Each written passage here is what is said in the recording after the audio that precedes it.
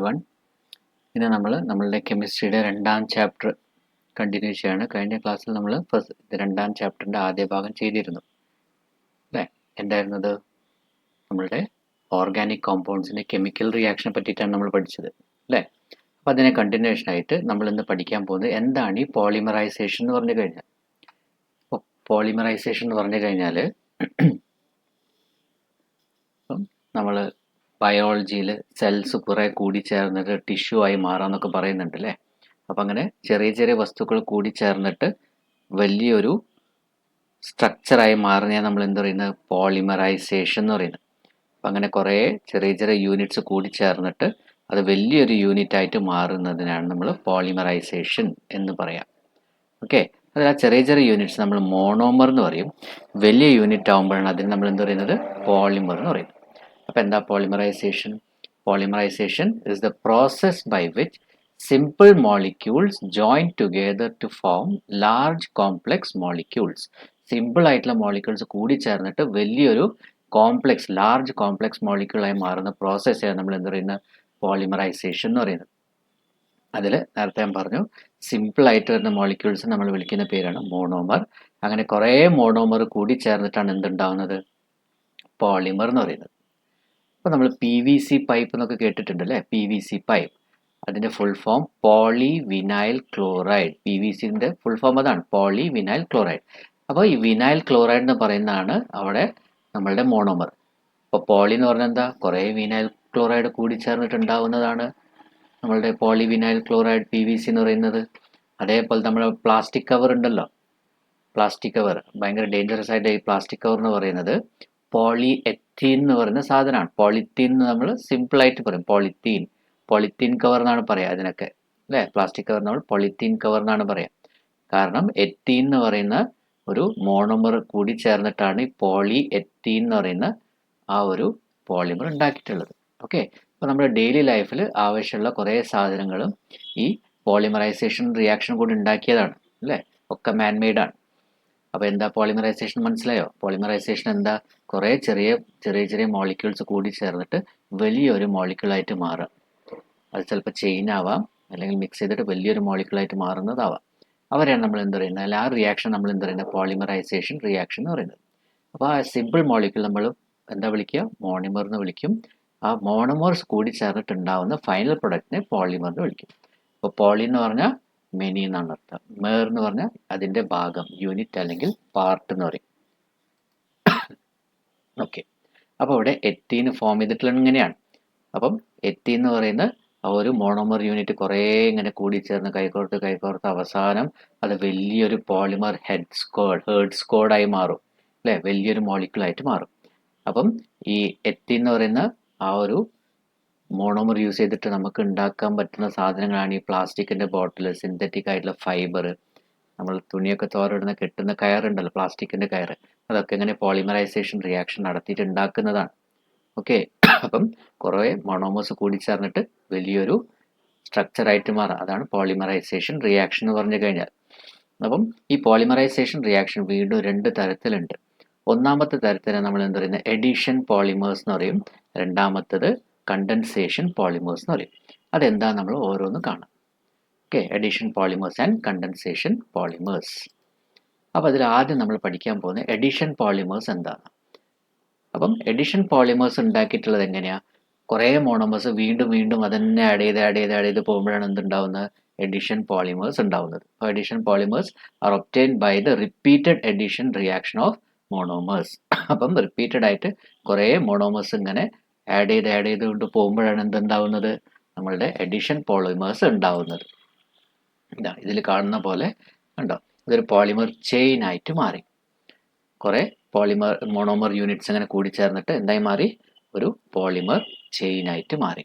Okay, ഇതേപോലെ. അപ്പോൾ അതിൻ്റെ എക്സാമ്പിൾ നേരത്തെ ഞാൻ പറഞ്ഞ പോളിത്തീൻ എന്ന് പറയുന്നത്.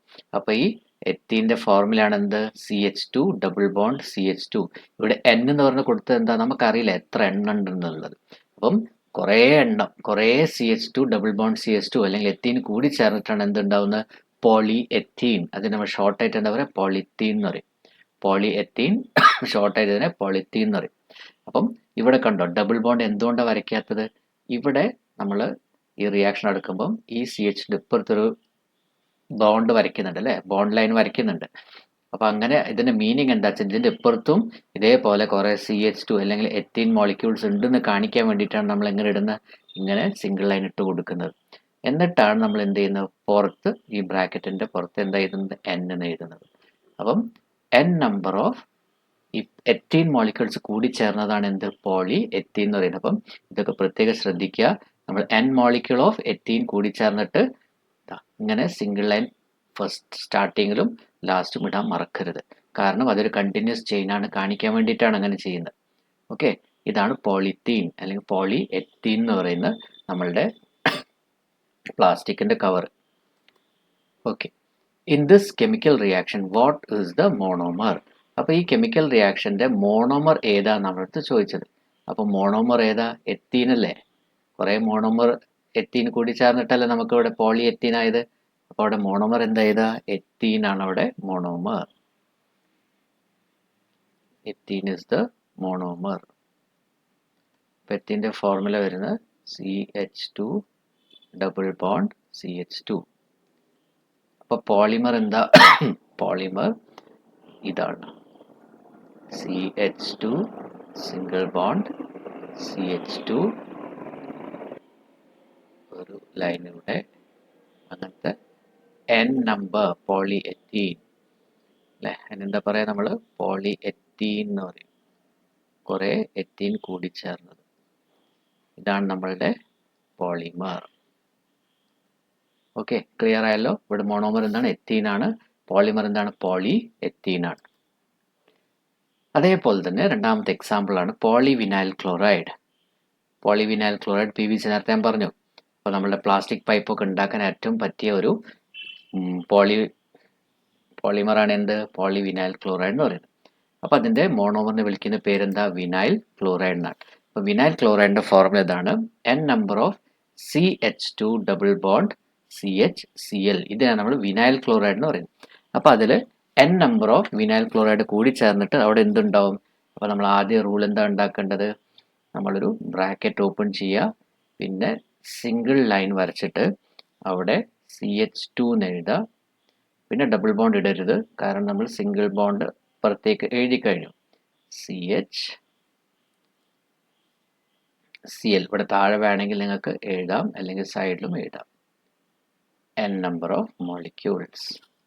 ഓക്കെ, ഇതാണ് എന്ത്, നമ്മളുടെ poly vinyl chloride, PVC, poly vinyl chloride. Okay, ഇതാണ് poly vinyl chloride. Vinyl chloride കുറേ കൂടി ചേർന്നിട്ടാണ് എന്തുണ്ടാവുന്നത്, പോളി വിനൈൽ ക്ലോറൈഡ് ഉണ്ടാവുന്നത്. ഓക്കെ, ക്ലിയർ ആയെന്ന് വിചാരിക്കുന്നു. ഇനി നമ്മൾ സാധാരണ വീടുകളിൽ ഇപ്പം യൂസ് ചെയ്യുന്നത് പഴയ കാലത്തെ പോലെ ഇരുമ്പിൻ്റെ നമ്മൾ ദോശയൊക്കെ ചുട്ടാൻ യൂസ് ചെയ്യുന്ന സാധനം ഉണ്ടല്ലോ, അത് ഇപ്പം നമ്മളെല്ലാവരും യൂസ് ചെയ്യുന്നത് ടെഫ്ലോൺ എന്ന് പറയുന്ന ഒരു സാധനം ഉണ്ടാണ്. കാരണം അതിനകത്ത് എണ്ണ അങ്ങോട്ട് ഒഴിക്കേണ്ട ആവശ്യമില്ല. ദോശയ്ക്ക് ചട്ടുകത്തിൽ അങ്ങോട്ട് നല്ലോണം അങ്ങോട്ട് വരും, അവിടെ ഒട്ടി പിടിക്കില്ല, അങ്ങനെയൊക്കെ പറഞ്ഞിട്ടാണ് നമ്മൾ എന്ത് യൂസ് ചെയ്യുന്നത്, ടെഫ്ലോൺ എന്ന് പറഞ്ഞ സാധനം കൊണ്ട് ഉണ്ടാക്കിയ ആ ഒരു ദോശേൻ്റെ കല്ല് യൂസ് ചെയ്യുന്നത്. ഓക്കെ, പണ്ടത്തെ പോലെ ഇരുമ്പുകൊണ്ടല്ല ഇന്ന് നമ്മൾ യൂസ് ചെയ്യുന്നത്. ടെഫ്ലോൺ കോട്ടിങ്ങുള്ള, നമ്മൾ ദോശ ചുടാൻ ഉപയോഗിക്കുന്ന ഭാഗത്ത് ടെഫ്ലോൺ കോട്ടിങ്ങുള്ള വെസൽസ് ആണ് ഇപ്പോൾ യൂസ് ചെയ്യുന്നത്. അപ്പോൾ ഈ ടെഫ്ലോൺ ഉണ്ടാക്കിയ എന്തുകൊണ്ടാണ്, അതും ഒരു പോളിമറാണ്, ടെട്രാഫ്ലൂറോ എത്തീൻ. ടെട്രാഫ്ലൂറോ എത്തീൻ എന്ന് പറയുന്ന ഒരു മോണോമറാണ് അവിടെ യൂസ് ചെയ്യുന്നത്, ടെട്രാഫ്ലൂറോ എത്തീൻ. ഓക്കെ, അപ്പോൾ ആ ടെഫ്ലോൺ എന്ന് പറയുന്നത് അത് നല്ല ഹൈ ടെമ്പറേച്ചർ വരെ അതിന് താങ്ങാൻ പറ്റും. അതുകൊണ്ടാണ് ഇപ്പോഴത്തെ ആളുകൾ എന്ത് പ്രിഫർ ചെയ്യുന്നത്, ടെഫ്ലോൺ കൊണ്ടുണ്ടാക്കിയ പാത്രങ്ങൾ പ്രിഫർ ചെയ്യുന്നത്. അപ്പോൾ ടെട്രാഫ്ലൂറോ എത്തീൻ്റെ ഫോർമുല ഇതാണ് NCF2 ഡബിൾ ബോണ്ട് CF2. അത് പോളി ടെട്രാ ഫ്ലൂറോ എത്തീനായി മാറും. ഓക്കെ, ഇതാണ് വേറൊരു എക്സാമ്പിൾ നമ്മളുടെ പോളിമറൈസേഷൻ്റെ. ഓക്കെ, ടെഫ്ലോൺ എവിടെ യൂസ് ചെയ്യുന്നതൊക്കെ മനസ്സിലാക്കി വെക്കാം. അപ്പോൾ പോളി എത്തീൻ അല്ലെങ്കിൽ polythene, polyvinyl chloride, Teflon etcetera are additional polymers. ശരിക്കും ടെഫ്ലോണിൻ്റെ പേരെന്താണ്, ടെഫ്ലോണിൻ്റെ പേരെന്താ, poly tetra fluoro ethene. Okay, poly tetra fluoro ethene, അതിൻ്റെ ഷോർട്ട് ഫോം ആണ് ടെഫ്ലോൺ. ഇനി കുറച്ച് മോണോമറും അവരുടെ പോളിമറും അതിൻ്റെ യൂസസും. ഇപ്പോൾ വിനൈൽ ക്ലോറൈഡ് നേരത്തെ നമ്മൾ പറഞ്ഞു PVC ആണ് അതിൻ്റെ പോളിമർ. നമ്മൾ പൈപ്പും പ്ലാസ്റ്റിക്കിൻ്റെ ഫേർണിച്ചറും സ്റ്റൂളും കസേരയൊക്കെ ഉണ്ടാക്കാൻ ഉപയോഗിക്കുന്നുണ്ട്. കോട്ടിംഗ് ഓഫ് ഇലക്ട്രിക് കണ്ടക്ടേഴ്സ്, വയറിൻ്റെ കോട്ടിംഗ് ഒക്കെ ആയിട്ട് യൂസ് ചെയ്യുന്നത് PVC ആണ്. പിന്നെ എത്തീൻ, പോളിത്തീൻ, പ്ലാസ്റ്റിക് കവറും ഇപ്പോഴത്തെ നീല ടാർപ്പായൊക്കെ ഉണ്ടല്ലോ, അതൊക്കെ ഉണ്ടാക്കാൻ ഉപയോഗിക്കുന്നത് പോളിത്തീനാണ്. പിന്നെ നമ്മളുടെ നാച്ചുറൽ റബ്ബറിൻ്റെ അകത്ത് അടങ്ങിയിട്ടുള്ള മോണോമറാണ് എന്ത്? ഐസോപ്രീൻ എന്ന് പറയുന്നത്. നാച്ചുറൽ ആയിട്ട് വരുന്ന മോണോമറാണ് ഐസോപ്രീൻ. അങ്ങനെ ഐസോപ്രീൻ്റെ പോളിമറാണ് നമ്മുടെ നാച്ചുറൽ റബ്ബർ മരത്തിൽ നിന്ന് കിട്ടുന്ന ആ പാല്. അതെന്തിനാണ് യൂസ് ചെയ്യുന്നത്? ടയേഴ്സ് മാനുഫാക്ചർ ചെയ്യാനാണ്. പിന്നെ നമ്മൾ കണ്ടു ടെട്രാഫ്ലൂറോ എത്തീൻ, ടെഫ്ലോൺ ആണ് അതിൻ്റെ പോളിമർ. യൂസിന് എന്തിനു വേണ്ടിയിട്ടാണ്? Inner surface of non stick cookware, non stick പാത്രങ്ങളുടെ അകത്തുള്ള ഭാഗം അതുണ്ടാക്കുന്നത് ഈ ടെഫ്ലോൺ കൊണ്ടാണ്. പിന്നാണ് അടുത്ത ആക്രിലോ നൈട്രിൽ അല്ലെങ്കിൽ വിനൈൽ സയനൈഡ് എന്ന് പറയും.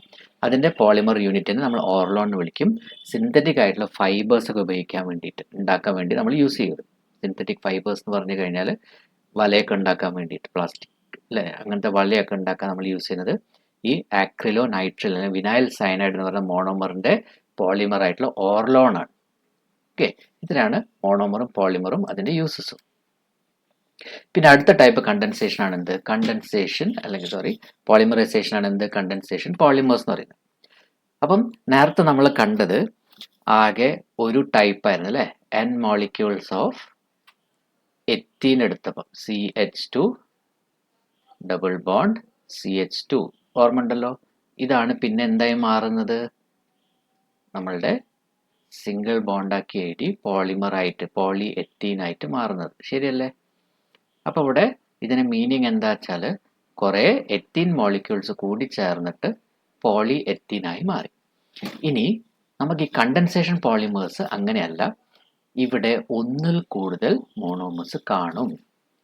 ഓക്കെ, ഒന്നിൽ കൂടുതൽ മോണോമേഴ്സ് കമ്പൈൻ ചെയ്തിട്ട് വളരെ വലിയൊരു കോമ്പൗണ്ടായി മാറാം. പക്ഷെ ഇതിൻ്റെ ഒരു പ്രത്യേകതയും കൂടിയുണ്ട്. സിമ്പിൾ ആയിട്ടുള്ള മോളിക്യൂൾസ് ഇവിടെ നിന്ന് ഒഴിഞ്ഞങ്ങോട്ട് പോവും അല്ലെങ്കിൽ പുറത്തേക്ക് പോവും. അതാണ് കണ്ടൻസേഷൻ പോളിമേഴ്സിൻ്റെ വേറൊരു പ്രത്യേകത. എഡിഷൻ പോളിമേഴ്സിൽ അങ്ങനെ ആരും പുറത്ത് പോയിട്ടില്ലല്ലേ, എല്ലാവരും കൂടി ചേർന്നിട്ട് വലിയൊരു മോളിക്യൂൾ ആയതാണ്. പക്ഷെ ഇവിടെ അങ്ങനെയല്ല. ഇവിടെ more than one type of monomers കൂടിച്ചേരും. പിന്നെ ഇതിന്ന് കുറേ ആളുകൾ സിമ്പിൾ ആയിട്ടുള്ള മോളിക്യൂൾസ് പുറത്തേക്കും പോവും. അതാണ് കണ്ടൻസേഷൻ പോളിമേഴ്സും എഡിഷൻ പോളിമേഴ്സും തമ്മിലുള്ള വ്യത്യാസം. ഓക്കെ, അതിൽ ഏറ്റവും നല്ല എക്സാമ്പിൾ നൈലോൺ 66. നൈലോണിൻ്റെ തുണിയൊക്കെ നിങ്ങൾ കേട്ടിട്ടുണ്ട് അല്ലേ? നൈലോണിൻ്റെ നൂലുണ്ട്. അങ്ങനെ പല യൂസിന് നമ്മൾ നൈലോൺ 66 ഉപയോഗിക്കുന്നുണ്ട്. അപ്പോൾ ഈ നൈലോൺ 66 ഫോം ചെയ്തിട്ടുള്ള അഡിപിക് ആസിഡും ഹെക്സാമീഥൈൽ ഡൈഎമൈൻ എന്ന് പറയുന്ന വേറൊരു മോണോമർ യൂണിറ്റ് കൂടി ചേർന്നിട്ടാണ്. ഓക്കെ, അഡിപിക് ആസിഡും ഹെക്സാമീഥൈൽ മെത്തിലീൻ ഡൈഅമീൻ.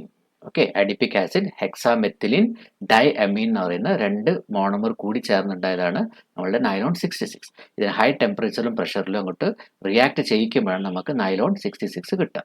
അപ്പോൾ ഇതിന്ന് പുറത്തേക്ക് പോകുന്ന ആരാ? ഒരു വാട്ടർ മോളിക്യൂളാണ്. H2O മോളിക്യൂൾ ഇതിൻ്റെ അകത്തുനിന്ന് പുറത്തേക്ക് പോകും. ഇതാണ് അതിൻ്റെ റിയാക്ഷൻ. അപ്പോൾ അഡിപിക് ആസിഡിൻ്റെ ഫോർം എങ്ങനെയാണ്? N molecules of CH2 COOH COOH plus N molecules of hexamethylene diamine. ഇത് കൂടി ചേർന്നിട്ടാണ് നമ്മളുടെ ഈ പോളിമർ കിട്ടുന്നത്. നൈലോൺ 66 എന്ന് പറയും. അതിൻ്റെ അകത്തുനിന്ന് N മോളിക്യൂൾസ് ഓഫ് വാട്ടർ പുറത്തേക്ക് പോകും. അപ്പോൾ ഇതാണ് കണ്ടൻസേഷൻ പോളിമറിൻ്റെ എക്സാമ്പിൾ അല്ലേ? കണ്ടൻസേഷൻ കുറച്ച് കോംപ്ലിക്കേറ്റഡ് ആയിട്ടുള്ള റിയാക്ഷനാണ് ഇവിടെ നടക്കുന്നത്. കാരണം ഒന്നിൽ കൂടുതൽ മോണോമർ കമ്പൈൻ ചെയ്യും. അതിന് ലാർജ് എമൗണ്ട് ഓഫ് ഹൈ ടെമ്പറേച്ചറും പ്രഷറും വേണം. ഇവിടെ ഒരു കൂടിച്ചേരും. അതിൻ്റെ കൂടെ തന്നെ സിമ്പിൾ ആയിട്ടുള്ള ചില മോളിക്യൂൾസ് പുറത്തേക്കും പോകും. ഇതാണ് കണ്ടൻസേഷൻ പോളിമേഴ്സും എഡിഷൻ പോളിമറും തമ്മിലുള്ള വ്യത്യാസം. ക്ലിയർ ആയല്ലോ? ഇനി നമ്മൾ നേരത്തെ കണ്ട പോലെ തന്നെ കണ്ടൻസേഷൻ പോളിമറിൻ്റെ കുറച്ച് എക്സാമ്പിൾ. ഇപ്പോൾ അഡിപിക് ആസിഡും ഹെക്സാമെത്തിലിൻ ഡയമീനും മോണോമറായിട്ട് വരുന്ന പോളിമറാണ് എന്ത്? നൈലോൺ 66. നമ്മൾ തുണികളൊക്കെ ഉണ്ടാക്കാൻ, മാനുഫാക്ചർ ഓഫ് ഫാബ്രിക്സ്, കോംസ്, നമ്മളത്തെ മുടിയൊക്കെ ചെയ്യുവാൻ യൂസ് ചെയ്യുന്നത് ബ്രിസിൽസ് ഓഫ് ബ്രഷസ്, അതൊക്കെ എന്താ? നൈലോൺ 66 ആണ്. നൈലോണിൻ്റെ ആണ് യൂസ് ചെയ്യുന്നത്. പിന്നെ വരുന്ന അടുത്ത polymer phenyl formaldehyde resin, Bakelite എന്ന് പറയും. ബേക്ക്ലൈറ്റ്, ഈ ബേക്ക്ലൈറ്റ് നല്ലൊരു ഇൻസുലേറ്ററാണ്. നമ്മളുടെ കുക്കറിൻ്റെ ഹാൻഡിൽ, നേരത്തെ പറഞ്ഞ ടെഫ്ലോൺ കൊണ്ട് ഉണ്ടാക്കുന്ന പാത്രങ്ങളുടെ ഹാൻഡിൽ, അതൊക്കെ ചൂട് ഇങ്ങോട്ടേക്ക് എടുക്കുന്ന ആളുടെ കൈക്ക് അങ്ങോട്ട് ഫീൽ ചെയ്യാതിരിക്കാൻ വേണ്ടിയിട്ടാണ് നമ്മൾ ബേക്ക്ലൈറ്റ് കൊണ്ട് ഉണ്ടാക്കിയ ഹാൻഡിൽസ് ഒക്കെ യൂസ് ചെയ്യുന്നത്. അപ്പോൾ അതെന്തിൻ്റെ എന്ത് മോണോമർ കൊണ്ടാണ് അത് ഉണ്ടാക്കിയിട്ടുള്ളത്? ഫീനോളും ഫോമാൽഡിഹൈഡും കൂട്ടിച്ചേർത്തിട്ടാണ്. ഫിനോൾ ഫോമാൽഡിഹൈഡ് റെസിൻ എന്നാണ് അതിന് പറയുന്നത്. അതിൻ്റെ പേരെന്താണ്? ബേക്ക്ലൈറ്റ് എന്ന് പറയും. സ്വിച്ച് ഉണ്ടാക്കാനും പ്ലഗ് ഉണ്ടാക്കാനും പ്രഷർ കുക്കറിൻ്റെ ഹാൻഡിലും പാത്രങ്ങളുടെ ഹാൻഡിലും ഒക്കെ ഉണ്ടാക്കിയിട്ടുള്ള ബേക്ക്ലൈറ്റ് കൊണ്ടാണ്. ഓക്കെ. പിന്നെ വരുന്നത് പോളി എത്തിലീൻ ടെറിഫ്താലേറ്റ്. പോളി എത്തിലീൻ ടെറിഫ്താലേറ്റ് എന്ന് പറയുന്ന പോളി എസ്റ്റർ എന്ന് പറയുന്ന സാധനം. പോളിയസ്റ്റർ തുണി അല്ലേ, താർപ്പ ഉണ്ടാക്കാനും ബോട്ടിൽസും ഫാബ്രിക്സും ഒക്കെ ഉണ്ടാക്കാൻ നമുക്ക് ഈ പോളി എസ്റ്റർ ആവശ്യമാണ്. അതിന് ശരിക്കുള്ള പോളിമറിന്റെ പേരെന്താണ്? Poly ethylene ടെറാഫ്താലേറ്റ്. PH കൂട്ടിച്ചേർത്ത് എന്നാണ് സൗണ്ട് വരിക, ടെറഫ്താലേറ്റ്. ഓക്കെ. എത്തിലിൻ ഗ്ലൈക്കോളും ടെറിഫ്താലിക് ആസിഡും കൂടി ചേർന്നിട്ടുണ്ടാവുന്ന പോളിമറാണ് പോളി എസ്റ്റർ അല്ലെങ്കിൽ പോളിയെത്തിലീൻ ടെറഫ്താലേറ്റ് എന്ന് പറയുന്ന പോളിമർ. ഓക്കെ, ക്ലിയർ ആയല്ലോ? ഇനി what are the monomers of nylon 66? Nylon 66ന്റെ മോണോമർ എന്തൊക്കെയാ? Adipic acid and hexamethylene diamide അല്ലെ. Adipic acid and hexamethylene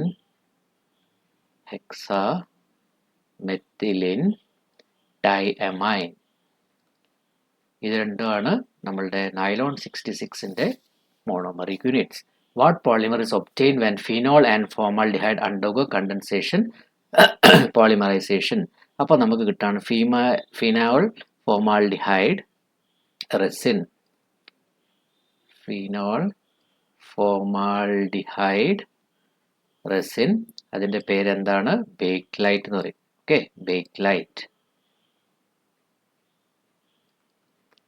What are the monomers of polyester? പോളിയസ്റ്ററിന്റെ മോണോമർ എന്തൊക്കെയാ? എത്തിലീൻ ഗ്ലൈക്കോൾ,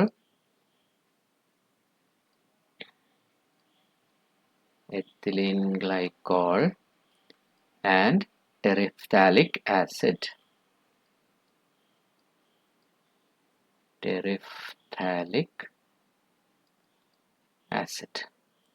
ഓക്കെ, ഇതാണ് അതിൻ്റെ മോണോമർ എന്ന് പറയുന്നത്. ക്ലിയർ ആയല്ലോ? അടുത്തത് എന്താണ് ഈ thermal cracking? Third type of reaction ആണ്.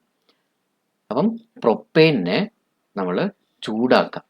എയറിൻ്റെ ആബ്സെൻസിൽ ചൂടാക്കുമ്പോൾ ആ പ്രൊപ്പെയിൻ ബ്രേക്ക് ചെയ്തിട്ട് സിമ്പിളായിട്ടുള്ള കോമ്പൗണ്ട്സ് ആയിട്ട് മാറും കേട്ടോ. അപ്പം പ്രൊപ്പെയിൻ എന്താണ്? ഒരു സാച്ചുറേറ്റഡ് ഹൈഡ്രോ കാർബൺ ആണ്.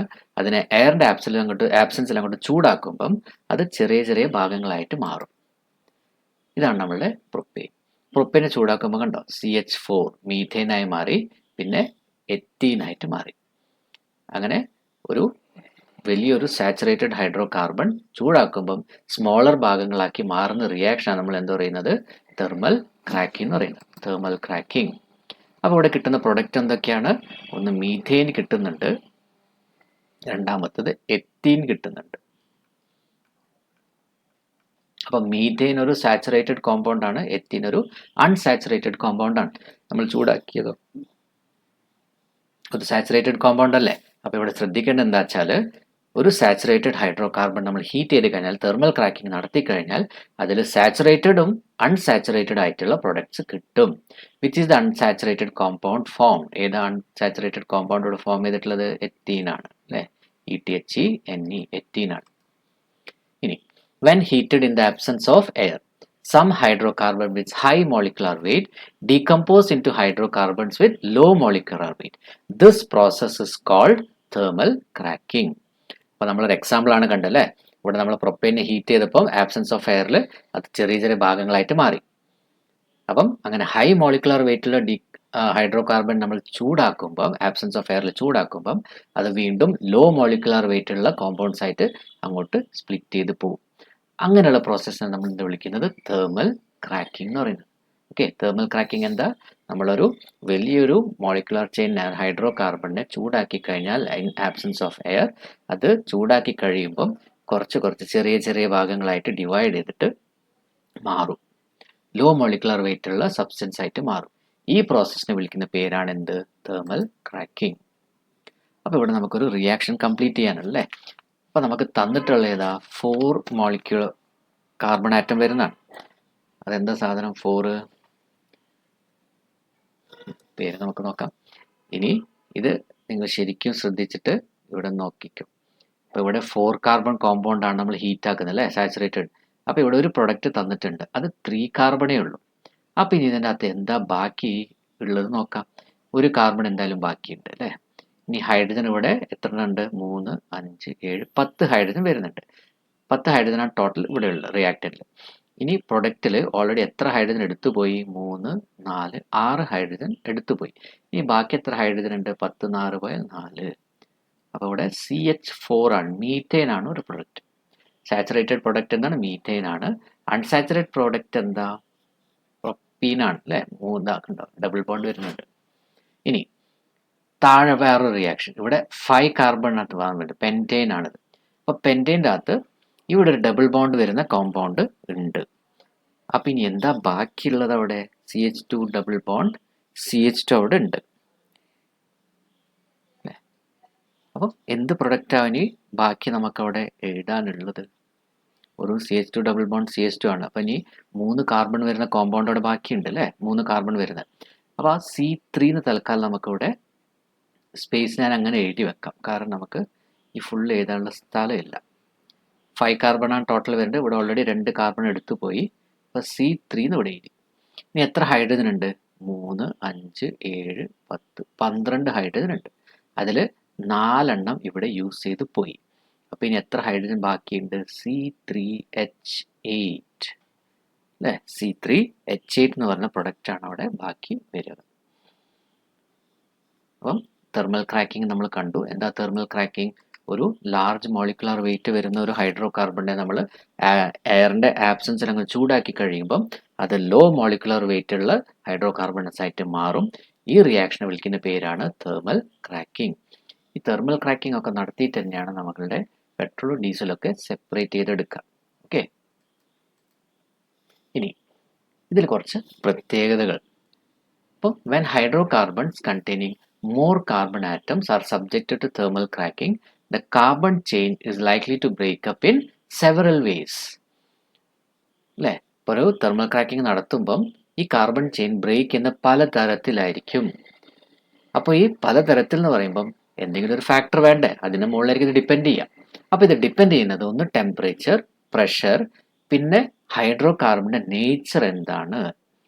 ഹൈഡ്രോ കാർബണിൻ്റെ പ്രത്യേകത ഡബിൾ ബോണ്ടുള്ള സാച്ചുറേറ്റഡ് ആണോ അൺസാച്ചുറേറ്റഡ് ആണോ, ഏതാണ് നമ്മളവിടെ തെർമൽ ക്രാക്കിംഗ് അണ്ടർഗോ ചെയ്യുന്നത്, അതനുസരിച്ചിട്ടായിരിക്കും നമുക്ക് പ്രൊഡക്റ്റ് കിട്ടുക. ഓക്കെ, അപ്പോൾ പ്രൊഡക്റ്റ് വെറുതെ അങ്ങനെ തോന്നിയ പോലെ അല്ല വരുന്നത്. പ്രൊഡക്റ്റ് ഉണ്ടാവുന്നത് 3 ഫാക്ടറിന് മുകളിലാണ് ഡിപ്പെൻഡ് ചെയ്യുന്നത്. ഒന്ന് നമ്മൾ യൂസ് ചെയ്യുന്ന ടെമ്പറേച്ചർ, പ്രഷർ, പിന്നെ ഹൈഡ്രോ കാർബൺ ഏത് തരത്തിലാണോ അതിനെ ബേസ് ചെയ്തിട്ടായിരിക്കും എന്തുണ്ടാവുക, പ്രൊഡക്റ്റ് നമുക്ക് കിട്ടുക. ഓക്കെ, പിന്നെ നേരത്തെ ഞാൻ പറഞ്ഞ കാര്യമാണ്, ഓൾറെഡി സൂചിപ്പിച്ച കാര്യമാണ്. ഒരു സാച്ചുറേറ്റഡ് ഹൈഡ്രോ കാർബൺ നമ്മൾ തെർമൽ ക്രാക്കിംഗ് നടത്തുമ്പം അവിടെ കിട്ടുന്ന പ്രൊഡക്റ്റ് എന്തായിരിക്കും? ഒരു സാച്ചുറേറ്റഡ് ഹൈഡ്രോ കാർബണും അൺസാച്ചുറേറ്റഡ് ഹൈഡ്രോ കാർബൺസിൻ്റെ മിക്സ് ആയിരിക്കും നമുക്ക് കിട്ടുക. ഓക്കെ, രണ്ടും ഉണ്ടാവും അതിൻ്റെ അകത്ത്. ഇനി ഇത് നമുക്ക് എവിടേക്ക് യൂസ് ചെയ്യാൻ പറ്റും? അപ്പം നമുക്ക് ഈ തെർമൽ ക്രാക്കിംഗ് ഉപയോഗിക്കാം. ഇപ്പം നമ്മൾ വീട്ടിലൊക്കെ പുറത്തേക്ക് ചില ആൾക്കാർക്ക് വലിച്ചെറിയും അല്ലേ, പ്ലാസ്റ്റിക് ബോട്ടിൽസും ആവശ്യമില്ലാത്ത പ്ലാസ്റ്റിക്കിൻ്റെ എന്ത് സാധനങ്ങൾ പുറത്തേക്ക് വലിച്ചെറിയും.